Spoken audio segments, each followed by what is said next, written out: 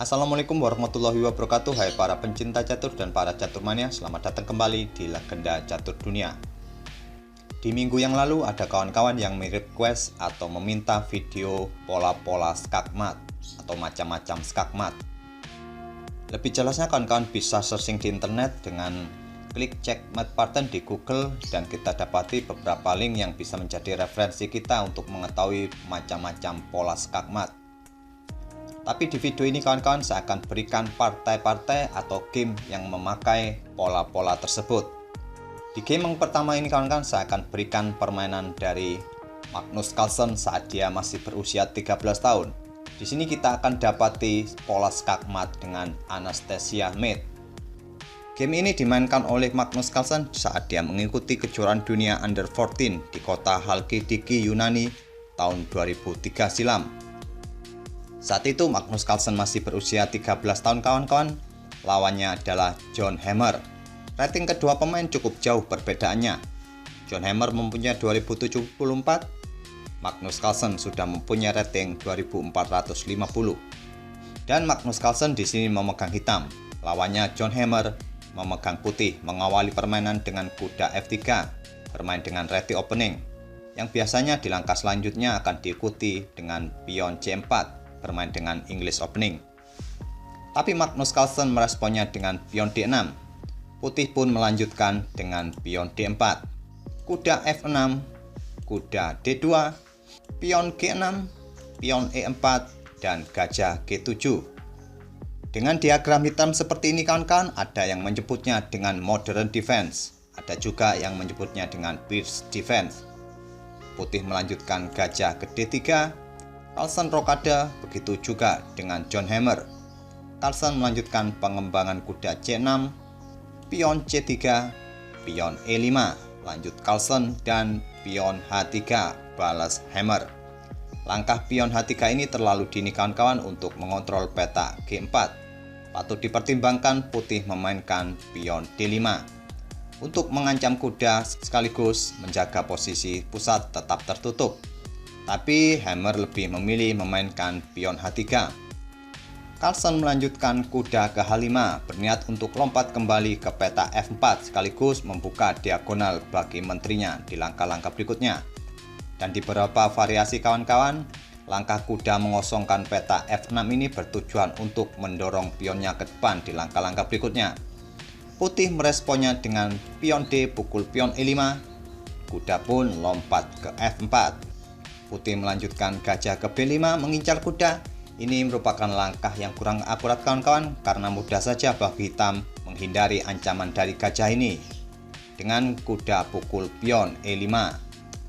Kuda pukul kuda oleh putih. Carlsen melanjutkan menteri ke G5. Tidak langsung pukul kuda ini kawan-kawan, tetapi memberikan ancaman skakmat dengan pukul pion G2. Ancaman ini ditutup oleh kuda di G4. Menteri pun pukul gajah di B5. Putih melanjutkan kuda B3, kuda hitam ke E2 skak, raja ke H1, gajah pukul kuda, pion pukul gajah, beteng A ke E8, lanjut Carlsen. Lagi-lagi kawan-kawan, putih merespon langkah dari Carlsen ini dengan langkah yang kurang akurat dengan gajah ke E3. Patut dipertimbangkan putih memainkan pion A4 mengancam menteri. Setelah menteri mungkin ke C4 untuk menjaga posisinya, menjaga kuda di E2 ini kawan-kawan. Putih barulah bisa memainkan gajah ke E3. Lagi-lagi putih langsung merespon langkah Carlsen ini dengan gajah ke E3. Dan Carlsen pun langsung merespon dengan beteng pukul pion. Putih melanjutkan dengan beteng ke E1. Di dua langkah berikutnya inilah kawan-kawan, pola skakmat Anastasia Mead akan kalian temukan. Langkah pertama adalah mengorbankan menteri ke H5 skak. Hanya bisa dipukul dengan pion dan beteng ke H4 skak mat. Inilah kawan-kawan pola skakmat Anastasia, di mana Raja Putih skakmat di samping papan dan pergerakannya dibatasi oleh kuda.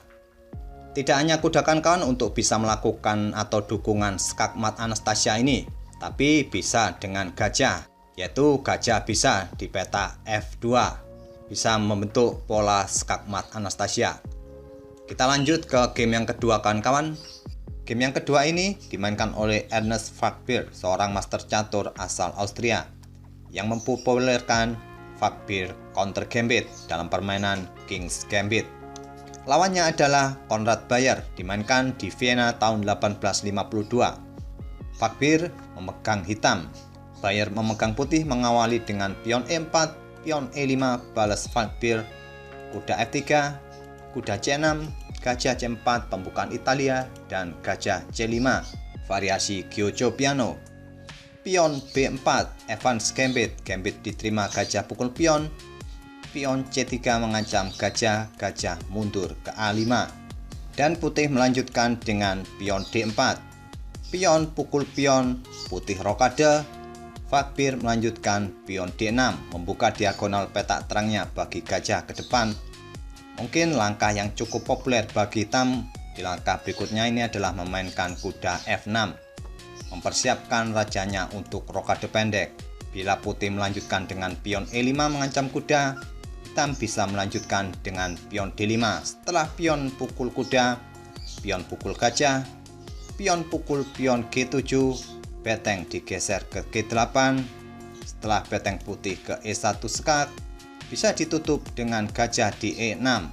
Putih pastinya akan melanjutkan gajah ke G5 dan menteri ke D5. Mungkin karena variasi ini memaksa raja hitam untuk tetap berada di lajur pusat. Oleh karena itu, Fakir memutuskan memainkan variasi pion D6, tidak melangkahkan kudanya ke F6. Putih melanjutkan dengan menteri ke B3, memberikan ancaman dengan pukul pion F7, di backup dengan menteri di F6. Pion C pukul pion D4, gajah hitam ke B6 memberikan tekanan pada pion D4.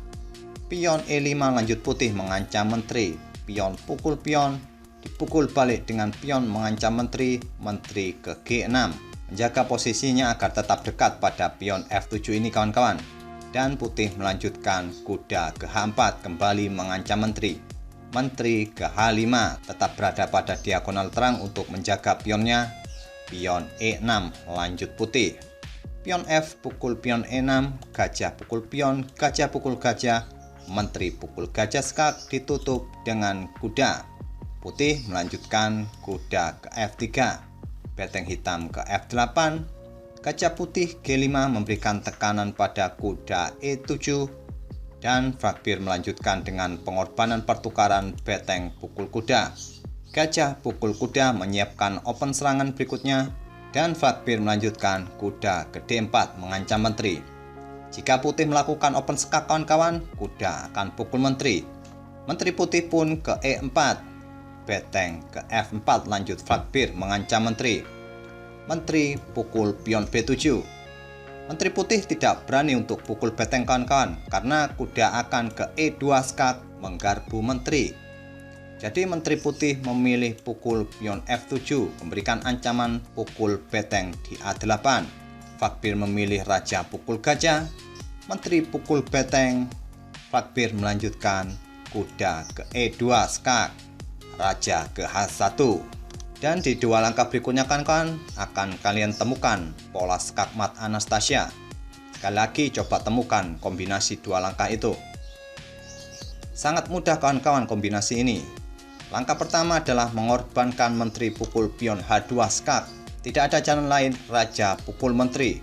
Dan diakhiri dengan beteng ke H4, skak mat. Sekali lagi raja mati di samping papan, ruang geraknya juga dibatasi oleh kuda kawan-kawan. Inilah kawan-kawan dua game yang mendapatkan pola skakmat Anastasia atau Anastasia Mate. Semoga video ini bisa menghibur dan memberikan wawasan kawan-kawan tentang pola Anastasia Mate. Sampai bertemu di video-video pola skakmat berikutnya. Wassalamualaikum warahmatullahi wabarakatuh.